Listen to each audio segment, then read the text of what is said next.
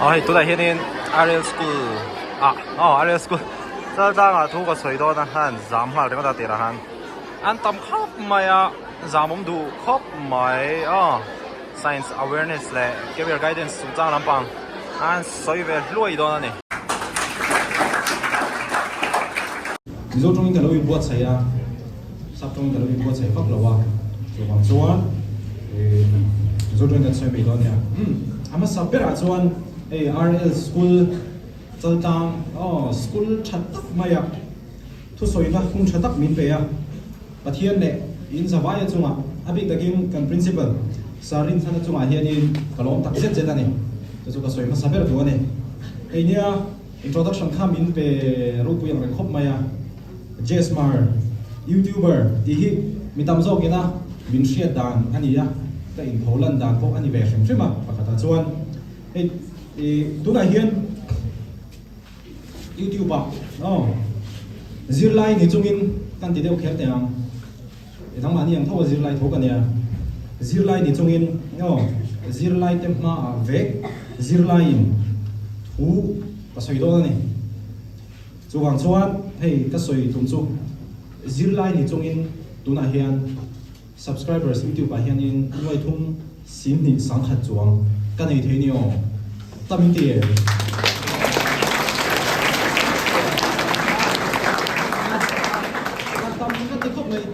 mi room chunga mi zong zong ko hi exam he ni he ko hi in tam ani mi ngoi thum chong chu tam tak ani ka soi tum tak zo chu in soi the na lama mi long ai sak lo la he zo hi ne ka soi tum tak chu kan pha kang to ka pathian le kan nu le pa te thu kan oi te tai ma tak ka kan ni tin nun kan long man te kan thi ti na pi nga tum ru na te le kan hun ne yang ang dai zai taka time management kan tiang chi kha kan hun nei ang dai zai ta kan man thiam phot chuan zirlai ni chungpo hian khovel hian thil tam tak achieve thei ani kha soi tum tak zo chu ni kan soi chan tak mai in nia just mani ka stage nei mania kan hit nei mania ai kam hing taka chu an soya James H zo than tlonga ti ania James a J A ti le zo than tlonga Z kha ka bela Jess ti ha lo penta nal fu lo mo do izan kan tam bing ne khan jesmar ti kha long ta thip pakhat le chuanin hei ka tu soi hi YouTube upload ta tuma ma se zirlai te ma thu ka soya chu wang chuanin tu tum bi ka chuan sap chong ka mang na sadona YouTube lama mi te khanin min of thim sham don dia te kha kan soi ko ne achan chu a film phur li ngai ve mo ai zirlai te ma thu ka soya ahun le ahun mi khan kanina just mai tu la ni PhD hi chu in theater kan soi lo ka ngai ai doctor of philosophy ti ni awul samsong le atoi zong chuanin thadi henin han soi tai la PhD doctor of philosophy ji chu khovelina ala shiat mai lo thil thar knowledge thar shiat na thar emo thil ti da method emo process emo thar product thar damdoi thar emo ramsa species thar emo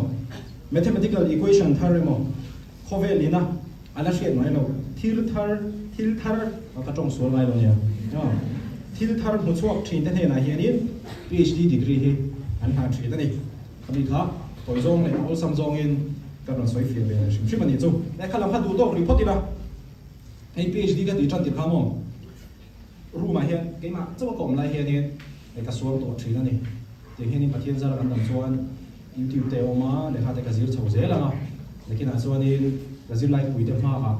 pui na thu te an ma ni phur thei tu te an ma ni nu na a thazonga impact nei thei tu te a thazonga zir lai te kai shoi thei tur thu te zir lai te ta na mal som na ni thei tur thu te hi kala soi ve ang ka in ti thina ni kala so to ve thina a future bright tak tak in neya in zawai hian tuna ko a witness to ka ron tana ni a word te point no dong ro pui khop maya apon ani o khang teng te kha future bright tak in neya ni in zawai in ti choni du than to tam tak in neya RL school zirlai duam tak tak te mange ya thu ka soi ve tamai hi katan chuani ka suang to na kha tin tak tak ka ron changa asap tak tak chuan dreams really do come true and come on hati kha ke ma pon karon tong ve a ka lom tak zet zet ani in zawai chunga le pathian le he kan principal sarin chana chunga hianin lom thu kha kan soinon le lok du ani hey in huang hian science career guidance and awareness he boina kan thu pui tu ra de thalak pon lo be thelo khop mai he ko chu tham na de helai ka thalak phei chu helai te te a bial ki mo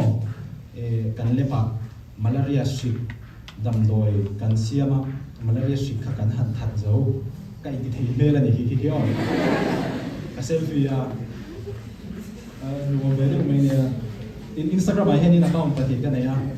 tu te mo je ga hen in ka private account follow chu om chia ka ni ki mi ka in ti thei mel le a background na le pa ka thok lai hi chu ka private account na chi ka da tu nghe nhiều in sa te ji ga hen no follow ki wa no ma ya ma sa be ra chuan an soi ta na ei apoi mo bera apoi mo bera changin bul kan chan do na ni hlotin kan du chuan pathian na tel ve nge ngai ei poi mo na tu ama saber le apoi mo bera ni topar ni kan du chuan bible kan sia tam le kan tong trai tam ngai ama hin ti mai the ma se kan soi je la nge distinction a pass kan du chuan le khazir kan taima luk zetin bible kan sia kan tong trai taima kan tong trai tam ngai ni class 10 board kan exam don khan in class 10 board kan exam don khan ke ma ko khan in thu film te kha ka chiam na sal du ka ni ti chuan in mani phang ang tok le tarem chan dan ang khan in ka tong trai na saboka class 10 a khan in subject zong zong a khan in ke point letter ka huwa distinction a pass ve ni ma se ama plu tu bible chia tai malo le tong trai tai malo la chu ka class 10 result kha chu adang dai lawang ti kha asoi he mi lo ni achan chu class 12 board kan exam han kazir na sa ve tho ma se tlemin kan lo tleiro ve de wa lo la pa ve de wa bible chia le tong trai kha ti tho mai la class 10 ang mm khan ka lo tai ma to lo de wa niang class 12 kha first kha pass de ama klo tu ka chu ke ma personal experience ania chu wang chuan in he thil hi chu chiang de win ka soi ga ma bible chia le kan tong trai tama bang hian in lekha kan thiam thei phak kher lowa kan ril ru po a chak phak kher lowa ma se bible kan sia le kan tong trai khan kan sian ni lo lai ke ma ni nu na hian in discipline hi mi lo pering kha lo nia ti chuan in bible kan sia tama kan tong trai tam khan exam pressure le exam awanga stress kan nei theina tur laga te khani thamuan na te kham mi lo pering kha lo nia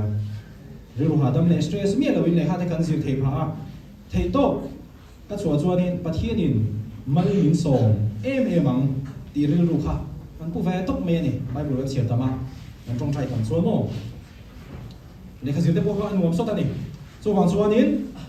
bible kan sia tam le kan tong trai tam te hian kan hriat me lo in ngai tlom te hi min lo zir ti ra youtube ba te po ni tho tun sang hian mi poi soi le mi han ti mol pho thei na tur han soi mai thei na tur la ka te hian ke ma ko ka film phul pha em ani an tha tho dan kha adang ve reu ani thu fing te bung som ni pali pani thu fing te bung som ni pani chang lia po khan te he nai zia ka in ngai tlom le lalpa tri man chu sum te choi moi na te nun na te ani ati dei mai ni thu fing te bung som ni pani chang li na po khan mo chu wang chuan in pathian en chuan rotin na te po hi a thung bi ka ni apoi mo le a phasabe chu rotin kan du chuan kan thil ti na pi ma hian pathian na tel ve nge nge yangai ti kha kami ha kan shepa saber to ni ong to na apan hi na kan kalang hey RL school a hian in class 11 and 12 chuan in science in la veka class 11 and 12 ta zir lai khan in ke point science kala a to zirun sam be thei tu ka ni class 11 and 12 chok ni lo college level thema science lak chuan in kan ma huna kan future a kan career a hian in option hi tam tak om theya doctor te engineer te nurse te pharmacist te le technical line tam tak inzir du chuan class 11 le 12 a hian in science ilak nge nge angai ani service lam enteran hey MCS kan ti te IPS IAS MCS kan ti ang chi te po he intuina alone po in science online engem mo per atam po hian in ati theng ve ka ni hey pharmacy a kan senior uruata acha chin ka soinga in selo tu kam nam ni bon uruata he tu na henin MCS ani der to ani thiu za thak deu ka soinga uruata he MCS ni tuma MCS ani tuma PhD ti phota ani bo science alamo PhD ti phota chumin huwa MCS ni kha du le ya ti chuanin online kha cha ka ti khan MCS ani tu na chuan B farm kan zir lai khan hostela ka oma second year kan di lai ania chuan urota khan kalau jin do da dia iruma kalau theng do da nia ngang dia ke thanin lo theng ro ka te ka room de kalau ti 5 ve na sel to ka ni ti chuanin alo thenga Sunday ya chama vai ma chuanin Sunday ya in home ve khachi kan ne ya chuan chuan ani kha Saturday zo ka ni EU service kan ne ni Evangelical Union ani tu na in hasak tam tak ang te kha kuta Evangelical Union a ke ni te pokhan kan sa nang ni chu in van ne ya heta tang hian in lo sa tan lok sa ke ni chu khuta kan kala tang ji khan kan sa ve chawa nang ni chu la sho fin pa su na chuan in mun lang dang le khai ji khuna ko i kon fi to tam chu EU service zo hian ni ro da hi di boy a ka valeng te ang ate ali in te do na mo ko te di boy a han cho nên có rùa à jacket khai là lúc đấy bắt khát khát hạt số về tốt mày ghê ta ha cái gì phụ ta đâu này và boy chắc rùa ta bula ha excuse you ha cái sẽ tao bóc xí đâu á có ông tóc nói là ha có ông tóc à có sợi thùng tóc à rùa ta po pharmacy kan senior này à tu này hiện MCS officer này à SDC na thiala tu na hian in me kani in she thei dan tur chuanin uro da chumo ha oxygen bur de na MCS exam pe kha ha uro da chu ne ya mani lo po khani be mani ti buber mizo students union na zir lai da fuina tu soi tu khani kan som he ani so MCS in ni du pon arts chau ni lo science atang point alo ni thei vek mai ni career option kha atam bi ke me mai ani han soi bel zeli la hey medical doctor ni chak le ni tum tam tak inong mai theya hey MBBS kan di MD specialist super specialist kan di te ko he kan hun la ya class 11 and 12 kan di la mo kan career guidance ve ver kha chu kan zil tu te le kan ku te khan what is your aim in life ni dia kha zong kha di mai aba kha chu ko hong ve du lu te khan cái ni thôi là han doctor le engineer kan ti vek kan so vai kan doctor le engineer kan ti vek mai ni ma se kha kan in life tak po lo ni so lo ni am doctor le engineer ti han la le kan nun lai kan class bung pui khan in doctor le engineer kan tum ve tok mai ni ke po cái in life han in medical doctor ka ti ve char zela doctor se ki mai frem anh em sai cái truy lý các trạm tiếp bộ các chỉ về mà rồi chúng ta cái email này khác lâu nhiều lắm lâu nhiều thì thứ khác cái lâu sẽ lấy mấy cái hun lại khác thì hiện nay PhD thì cho nên cái tỷ ta đấy mà cái email này cho nên anh run rui lek lek sẽ là làm bằng field cho anh thâu mà rồi dù hết là mà hàng cần tiền ta này thì hiện nay cái soi giáo lúc mà class 12 học hàng ba hàng phát lúc đều đây cái class 12 in han pa sana atam jok chuan in coaching in kal karinga in tumber tur chu nia karin chu smarty emo ni emo JEE through kha ani karinga ni medical doctor emo dentist emo in ni du chuan in ni in qualifier aya ni chu in threat kha in rank ka zirin counseling in atena in rank within in college te bo in thang no na ni I mean need exam in ti that bo le in le khazir na tu college ka in thang that heya ama ero chu in rank kha an hiam deu chuan a college tha kha a rank sang deu te kha lo than khan meng zeu khati ka thilo ve thei ania tu wan chuan in a to theka tan marpa kha ngai ni engineer in zil tu chuan in JEE in qualify kha ngai ve te thung ani ni dang thau han in rank ka zirin counseling in atena in rank midin college te po kha in thang le thei do na ni in le khazir na ko mun te ka mo smarty thu chuan in thil chi sang sang a zir theia smarty thu chuan thil chi sang sang a zir theia ABSc nursing kan ti te B farm kan ti te D farm kan ti te agri horticulture forestry nutrition sericulture le adang te thil chi sang sang azir thei ani smarty thu te tan po hianin kan reng ka zir tho khan counseling kha te na kan reng mil bokin lekha kan zir du na lekha kan zir na tur college te po kha kan reng mil zel khanin kan tu ani ai thil poi mo le deuh kan soi lenga zawai kan she tu poi mo deuh teaching line na in tu ni pon khatiang lama in kal pe thalowa teaching line lama in kal du ni poin professor po ani thei ani tin hey kha kan soi ta ba ka khanin tu lai ko vel chang kan nai na aron ken tel tu lai in thamai theya artificial intelligence kan ti te machine learning kan ti te po mo science atang na zir chhong vek thei ani science ila sum do nai lo tu ta de ya MBA te po kha science atang khanin azir vek thei thawani chuwang chuanin science la khenin career option hi atam du than tu ratam ei mom khenin science career guidance and awareness ani boka elam hoi jong de mor ngar khanin thu han soya thi pakhat kan zep del vele mai mai anga machine learning a hemo machine learning a henin research paper pakhat hi kan ei ve ta ta PhD aka research ti pakhat hi ani ve ya kalai na ni bi lawa machine learning hi B farm kan zip lai ko khan machine learning hi kan zir mi lawa M farm a po machine learning kan zir lawa PhD kan zip ho po khanin machine learning kan zir lem lawa ni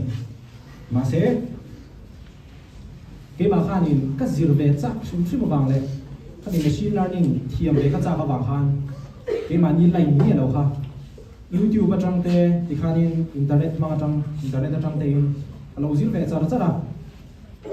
ka research ha engtin nge kha machine learning ha ka ban tang kai theyang ti kha ka mai ko ve char chara ti chuani han phang ta chia malaria damdoi malaria sik athat theidon nge that theidon no ti kha laboratory of test kher ngai lo khan khami machine learning phang khanin heavy chemical heavy compound heavy damdoi hi chuani malaria sik athat theidon no we ti predict theina tur QSAR model kan tiamo quantitative structure activity relationship model kan tiamo khabi kha kalo be chang chang ma hanin ka ti chok ta dei mai ni aum zia chu thiam na kan ti skills kan ti hi tuna in le thazir pia lam le nakina po degree kan nei pia lama khan mani kan in hai kok phei ko chuan thil tam tak azir the ani ti kha kan soi le tu bok ani lai chi sang sang kan soi ta te ki than hem long phok mai a ma se science student ni chuani thei to kan chho te ti tak tak pe te rei pe te tum ru te hi angai em mani tu lai trong takin science career kan chan don chuani soft lo tu ani soft ni lo tu pa he tu soft lo tu he an soi china le ha kan zir da sa thei lu ba ka mi te hi a thi thin ten te a anu le pa te khan ma se kha ke me ma tu ke bong ko oi big lo wa kha ti em tu bo ha ke kon le ha ala zir big lo wa ma se tai ma ki angai ve khop mai eng lai na po lo tin tu so da chan competition hi asa em me mani tu na po in chen te kha video kan te no mani an zuk in el pui te kha mi zo ram sum to ani to lo wa india ram hun sang mi te kha an zuk in el pui a in han pui ting chho je la mo na ki na phei chuanin khovel pum pui mi tin he ni in el lo ni competition hi sang chho je la chu wan chuanin mi tam takin ini du ang chia khan ni ve du do na ni na ki na chuan thil ni tung mang te po kha ni ve han cha ton na tu chu wang chuan hei hi a poi mo ini du ang ni ve du khan tam don chu wang chuan enge idang lam bik na i thorim na khan inuna enge dang lam bik na athen khami kha namma po kha in zo ve angai do na ni hey le kha thiam thei kan ni lo ne ke ma po hi ma se min le kha i thiam thei em ri ru cha kem min ti hian ka chan thin dan zu le kha thiam thei em lawa awan tang pol kan ya ka ri ru po a chak over lo mi te anga voi kha than sia thuaka shareng thei po kan ni chuang lo kan ru po chak over lo awan tang po tho kan ni ma se mi te ai ka tai ma ka poi mo lo to mi te ai tai ma ka poi mo lo to kar to ba mi an party mai mai an leng mai mai an right mai mai chen te nei kom bok bok nga khati lai khan tai ma tak le in vong taka le kha lo zir char char chuan in chi mi lawang yu patel te langa kangwal tel te langa inulanian tel te langa nang mani po in confit chho ti tir mai ang le hey science ko zao zia le in future bright zia an soi chho zia la ma se ko na chon in thil dang na choi le la bang zule drugs zule drugs le zule buang mi pat me sia da la ka in film lo chuan in chen thui do mi lo ania engang in le kha thiam thein ru lu chakin tai ma ma ula in future po bright engang ma se zule drugs te zule buang te mi pat me sia man kholo 6 man kholo la ka hian in film lo chuan in chen thui do mi lo ni ho e ka chele a hian ka soi thin yo be different be unique be exclusive stay away from drugs alcohol and tobacco de he sam hi som pasari tang khan kala au pui char char tu sem po han kala au puya ke ma po hian thatakin kala zo mani be different dang lam ngam ro ni china mo ha ka soi zo ya in chen ten lo ho ho wa e a hu le mu na zir zo ma lim hu na chon lim tur chen ten le na in kom hu na chon in kom tur party de po kan party ve ang khati ga te po khan ma se party na hu na te po khan party hati khan in ri ruwa zu te mo disco music in play anga na ma khati khan ni chom me lo nia vai ho ina party ti chu mo vai ho ina party ti chu san sia ma kan ni ho chu zong zu le mai ma se khata khan a phur fa khan zu te khan lo in ta khati ngam thil ti khom na mu na te khan ni idang lam lam tur ani be different cái chuyện tên có độ lối về đó này cái hầu ấy mà sẽ lên xuống tập phong khát tiếng anh bộ hành này đủ nghĩa là tụi đang làm ngâm tụi dư lại như vậy nó có lúc tụi lên với dư tôi là anh chị phong be different mo ấy cái dư lại cái này cái future đó cái hiện quay mỏ chú bạn cho nên hun bị cái gì mà chú mình đã cả ra chú cái gì đó phát ra mìnhดูเลยmình làm hoa là chú mình hun là trong cái này còn bon nha khát tiếng á time management anh chị em cái bộ hàng này be unique in dang lam ania in special ania khami kha vong mung reng ro be exclusive po he poi mo khop mai easy lu tu glo tur cheten ka ro le ngang de kalila de mai no de ti mi lo kha kha man deu ti ve thei zel cheten so ma in ve thei zel khai tiếng Anh thì đúng nghĩa là be exclusive in la value rồi nằm bài như mo in du hết rồi thì nào so mà sẽ in du hẳn thì khăn đi chuyện tên mình làm biết khăn thì chuan lâu tu đó nha các ao cô thầu để thâu à mà sẽ quay một cái là chuan be different be unique be exclusive đang làm ngon rồi chuan du lệ buồn du lệ drugs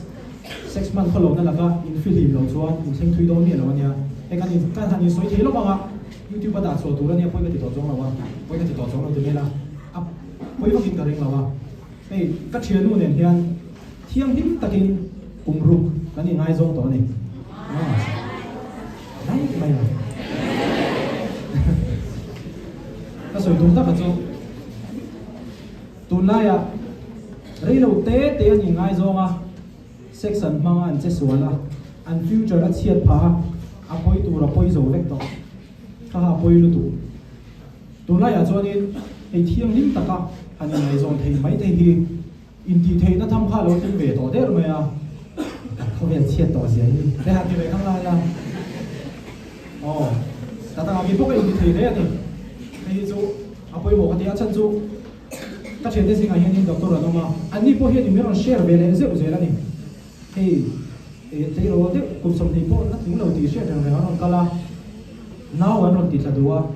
anh xuống thì anh sử dụng một xí đâu á khách hàng thủ phạm mình còn share dễ dễ vậy cái mà thôi anh mặc cái thấy nó tục số vàng số anh sex te po hi in nei ma man pathian in a thal lo ani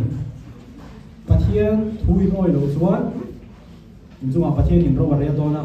kan that lai kan ba lai hi pathian in chen a phal ani okay po he khovel ka chen te me no nuam ka ti fa thei lu tu khovel te po hi ei tu te hian mi ti lim te hi lu tu mà sẽ có về cần trên pon atopa và thiên nhiên cần chung ở đâu đấy tôi sẽ share những tủ này Christmas mà đâu kan các chuyện này hay các sợi chuyện nào Christmas apo in enjoy in party in right chuyện sao in lip takin hun in phang in barbecue đi làm in picnic bok mà sẽ khang khan rồi khéo là bên em kiếm khá thì thấy cái không là enjoy thấy được tục in rồi chuan zuboya in tanga dam doi drugs rồi no boya in tanga in nun kha nang mani thu po ni to don no control po in control thei to lawang thil nung lo eng ma ti thei lo anga kan ngai thil nung lo zu rồi no boya khan in tang to do ni kha kha in nun na ti che pek do na ni chuai chuan khang la ka tama fi le ma kan nun discipline ta kan man he kan pan khan kan pan hiat ke ni nun te po hi azalen du zo ma ni kan nun na discipline po le kan in von po le nakina kan nun na zalen don tu na te po hiat nei zu ka van cha ka ti ai ka kan le lo ni ma la di me cha cha thei ka van ji cha po ka ti zo lo kha kha kan in control thei che ta ni nam ni po in ka ze la in ring miet lo atang he in chem na hi na to khu do na ni khang la atang po ha ni na ma ni in von chet kha apoi mo ka ti ema kha ka kan ron soi ta du ani chu ti chuan ni apoi mo le de chu hey bial lu le bial pa ni ron in tama a chen te po chu ni lo nei mai thei ai lai pe lo ni na sa to kan nei ni in she tu la ka du chu mo kan ngai zong te kan bial nu te kan bial pa te hian abi takin pa si le ngai chot phei te chu nu pa to kan bial nu kan bial pa te hian kan nu hi a tha zong in le a che zong in a hong theya kan ni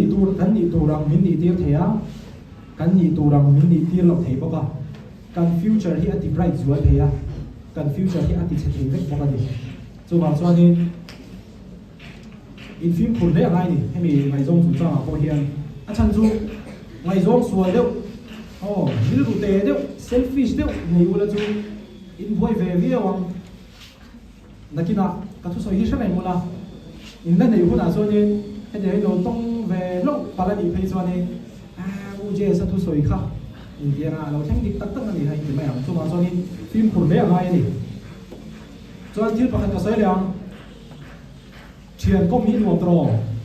đi về cái câu chuyện công nuông cái kia mà sẽ cái chuyện công thủ tây mỏ cái thằng bùi vàng ai để mày đi à thì phải cái rồi cầm theo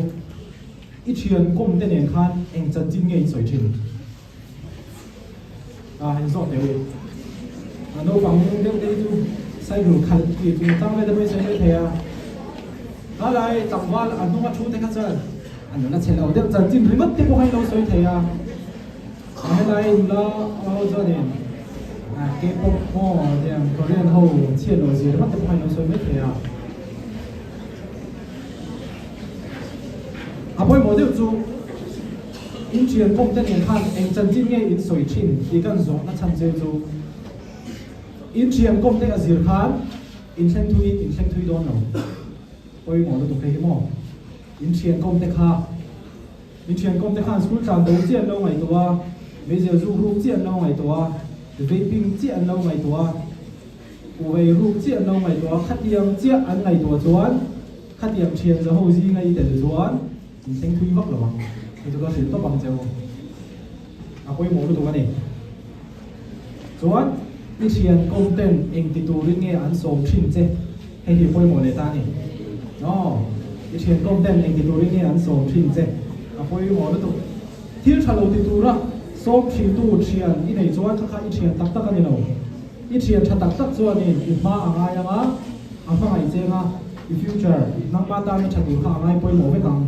thiếu trả lời ti tu ra ta sôm chín tu chơi khá ít chuyện này là quay bên chơi tàn nia chu wang chuan khát tiếng là các trang in thiếu phim thấy đó là cái thấy là chuan này chặt được tu cái này chuyện kan chặt được khi ai em mình đi khá kan soi đây này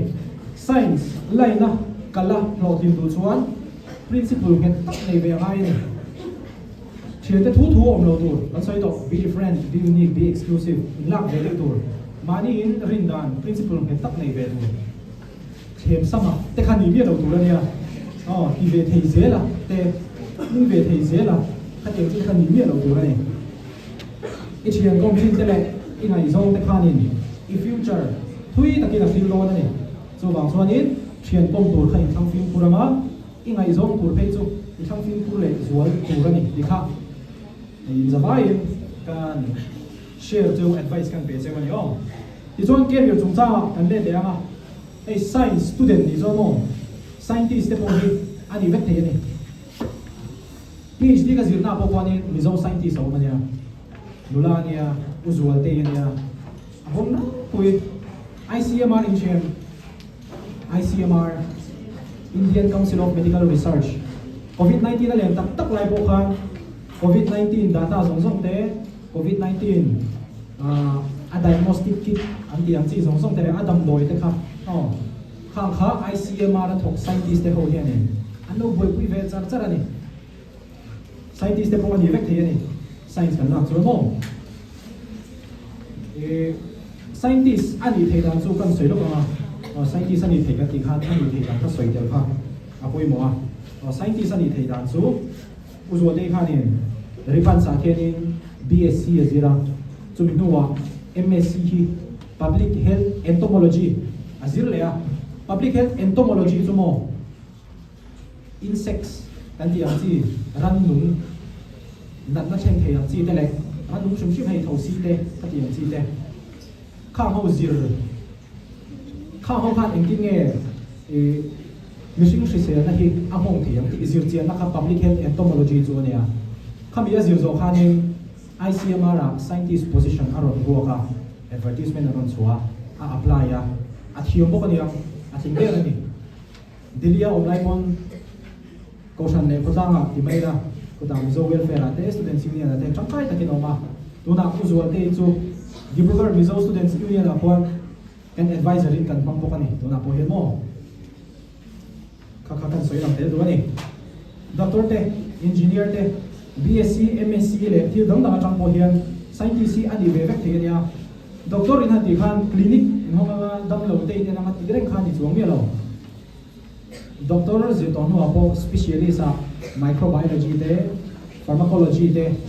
epidemiology khate ang chian zir zo ho apo khan PhD te ka asan pai nan dile the ya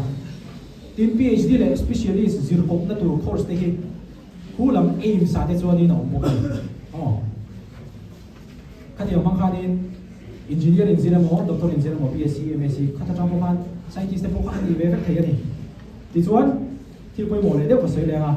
UG undergraduate chu hei bachelor chin kha kan ti ta tro mo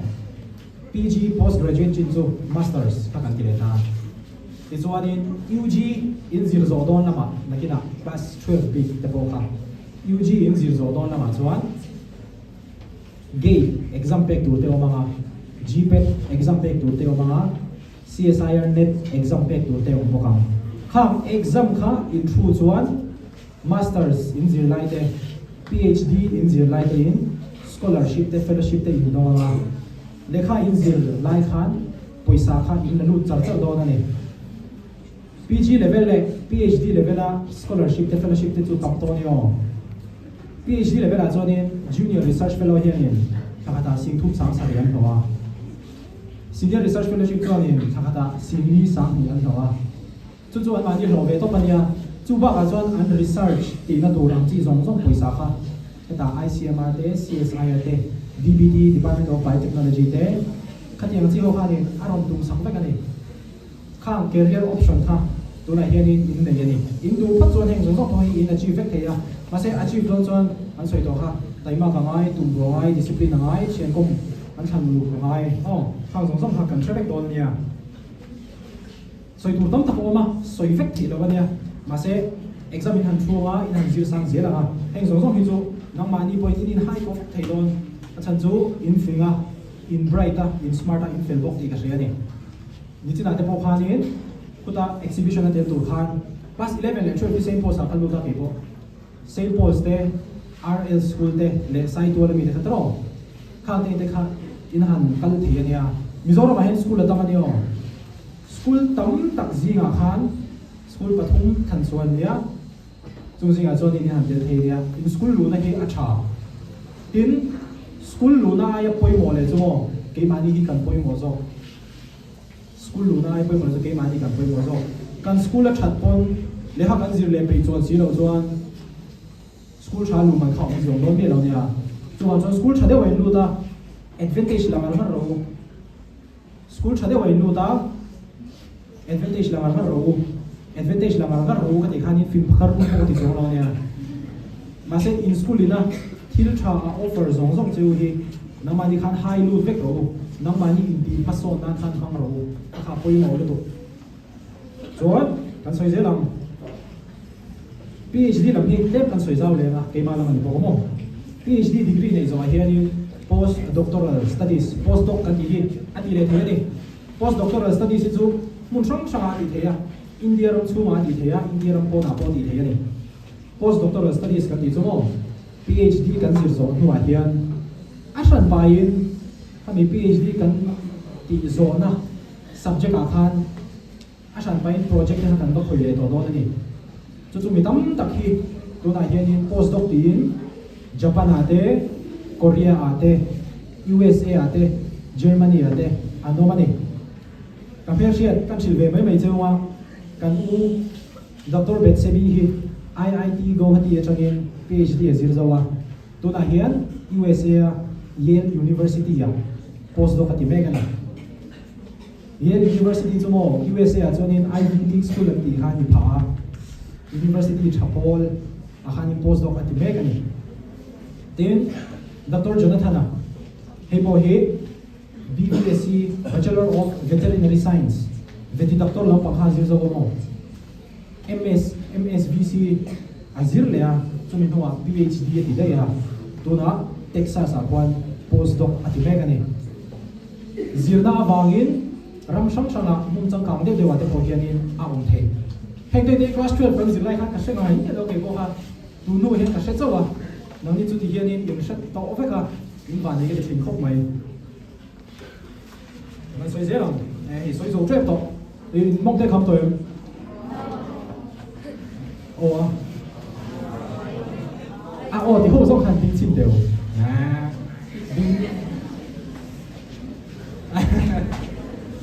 các soi dấu phép tôi nè ở đây có là cái bộ và thiên gia là cái đồng chuan và thiên gia là cái đồng chuan PhD cái tỷ số là mà hiện USA là mà postdoctoral studies thì tung chuan đi cái điều có buat xảy về mấy cả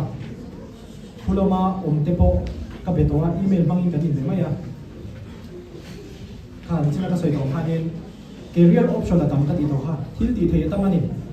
chu ha chonin nang mali bo be chu kang ka ro thing zil tur tam tak thi ka han soi ta zil tur tam tak o mani amai ro chu thil poi mo le de chu mo a soi ri te la poi mo te la ni u de lo ai tharo thil poi mo le de chu zero mo ve tok degree nei ve tok exam don chia by heart exam zo thei le ha sẽ thiam nó tắc này đâu, khi mình thiam nó skills tắc này đâu ha, về thì lúc tụi mình thì bộ áp cho cái về truyền thống, Hindi thì bộ ha, nè tàu bà hè, là cái gì đi cái là buổi bán này, ôi lúc tụi bài hát không không, hôm nay khai spoken Hindi đây ha, lâu dưới lâu trong bao kỳ là số, đang thì bộ ha đang thấy mấy thế à, số hàng số yên zero mol về tốc, degree này về tốc thì thì tắc này thiam na skill si kan zir chua tak tak anga tu ate po class 11 le 12 nia class 5 6 7 8 9 10 ni boka lekha in zir pa khan class 5 pass in tum pa khan thiam na skills kan yang kha zir chok tel ve ze ro physics te hi trong kai ni o te kan min ho na te po hian tu ate po hian in chelo mai the ya ma se physics te po hian rol ve ka en te po hi science atang thawa ti thaya nia computer engineer, software engineer, web developer. Kan tiang chi song song te po kha an ti vek thei ani science atang hian then in degree mangin nai di don ani in degree in na di the kha asil don ani ma se na in mu na kha mo degree in nei pa in skills in thiam na tak tak khan na in bu na khanin in promotion chak dan lo kha thui tak ashil ve do na ni khapo kha kan shape angai rai ani skills kan ti chu ve kan ti chu ani hei soft skills kan han ti ta science la te tan choni na poi mo em ani PowerPoint presentation in share in CMTM Microsoft Word in share ro in type TMM in edit TMM Adobe PageMaker in share in edit TMM ro ani le Photoshop anh sẽ nhớ mày à Photoshop các điểm MS Excel in share Microsoft Excel không có thể bỏ hiện cái computer có phải là Microsoft Excel để hiểu về cái này Microsoft Excel bằng hiện tôi đang soi machine learning để bỏ ra dữ liệu thế nhau hiện tại hi asan ba takin class 11 le 12 fa chuanin subtraction tak pun in zir thalo me thei detail da win ma se hun all in nei lai te khan in play ma in chete ne in ko banga restaurant ate cafe te po in swak ve zeu wang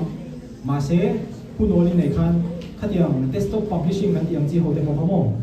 tuna changa in lo in zir lo ki chuan in chang kai pui mo tang ke po class 10 kan zir zo khanin computer class kha kala certificate nei me tu khan hi typing skills tuna ka soi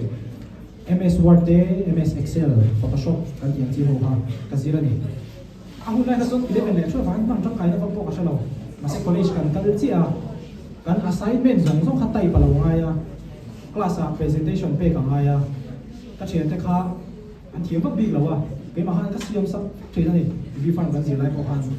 chu han chonin khatiang thil ho te anga kan ngai kha tuna chang hian lo zero ko in chi mi lawang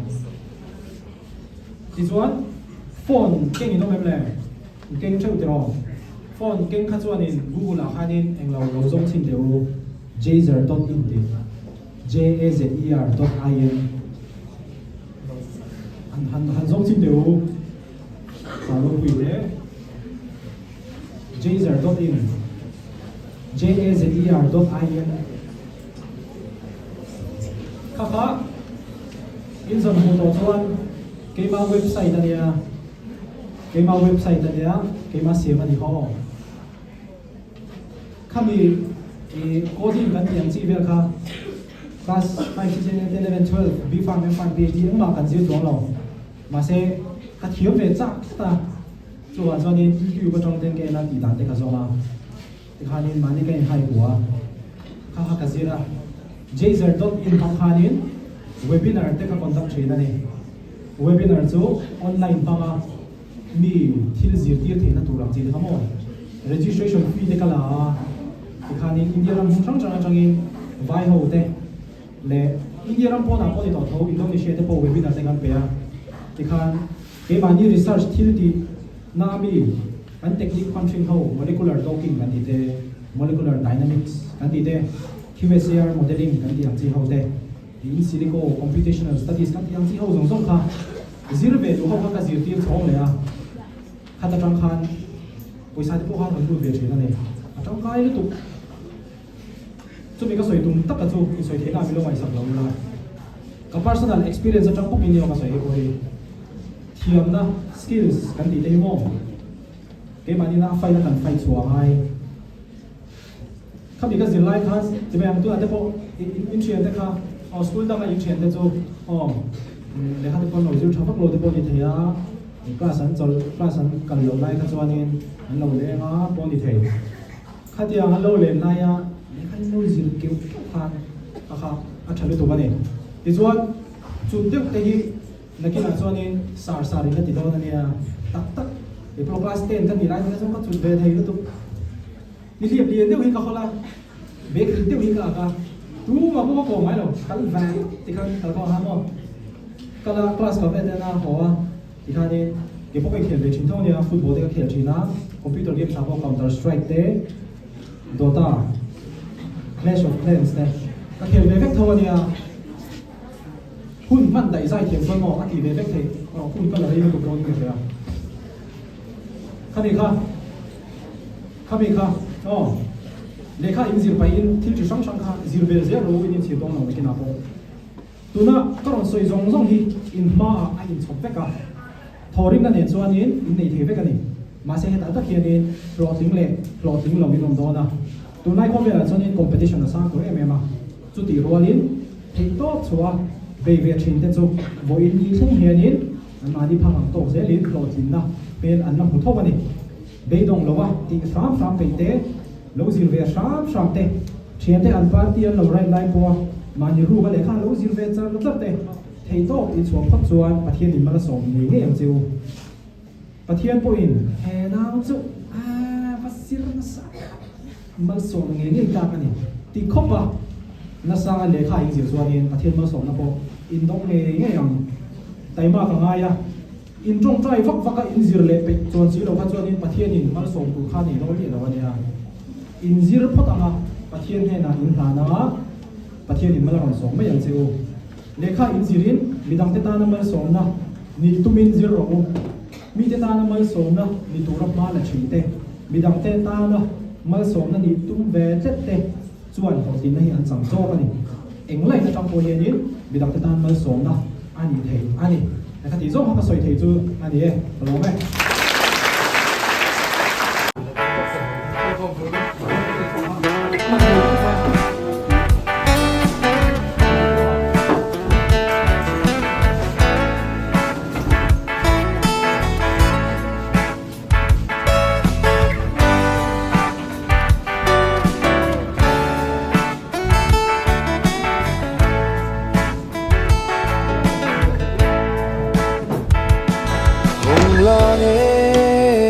chỉ lại đêm tình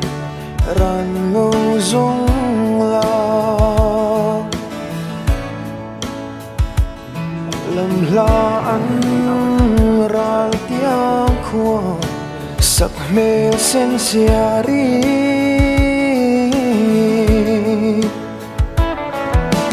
lệ ăn thì càng tình môi nằm hình lá thật lại để xây an shil bang lo darang tung kanuam kim te thu tim thun puyan no som ve chai mai kanuam môi sang mel môi sen siari katonan vula doyang kadom nan che kacang Vena, tui amero.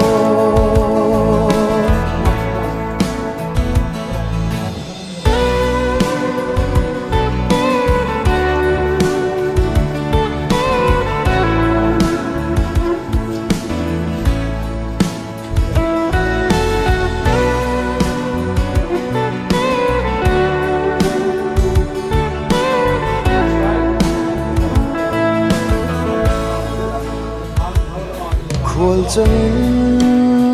khar tung sonin an run kan kai ve tập tua lắm shan thăng val ruột lên về carne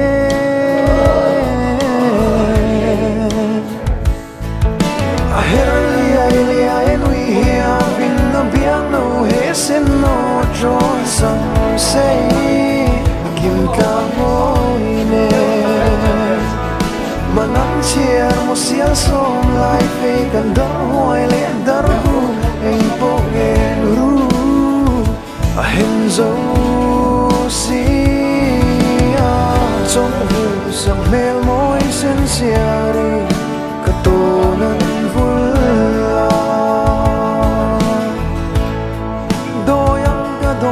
che katangi beivera tui amero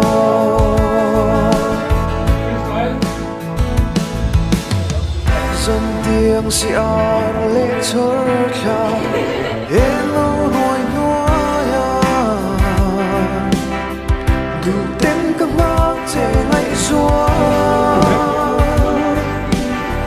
le dang si ra no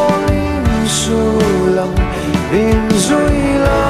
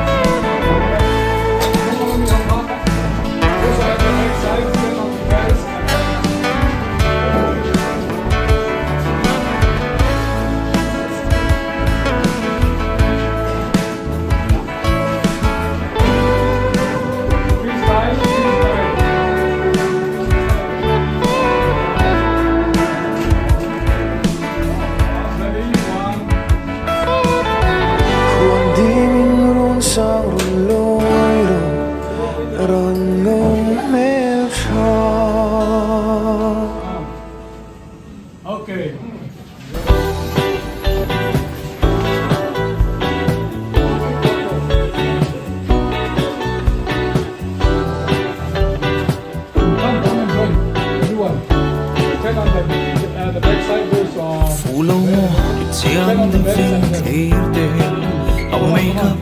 lipstick đôi tan so cả ring danin na phụ vía vắng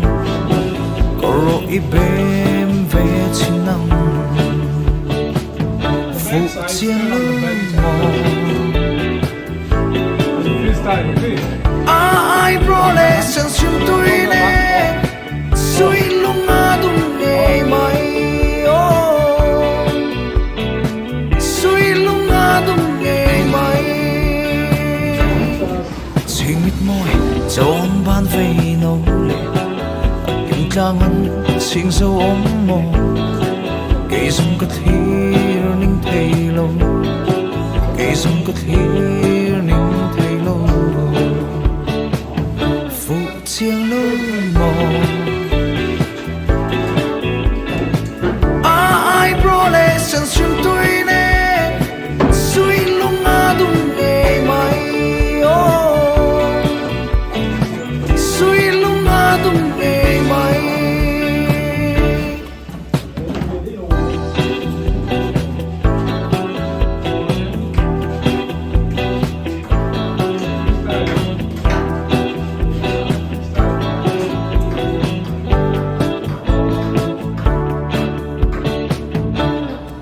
quay lưng chuông dỗ về tất căng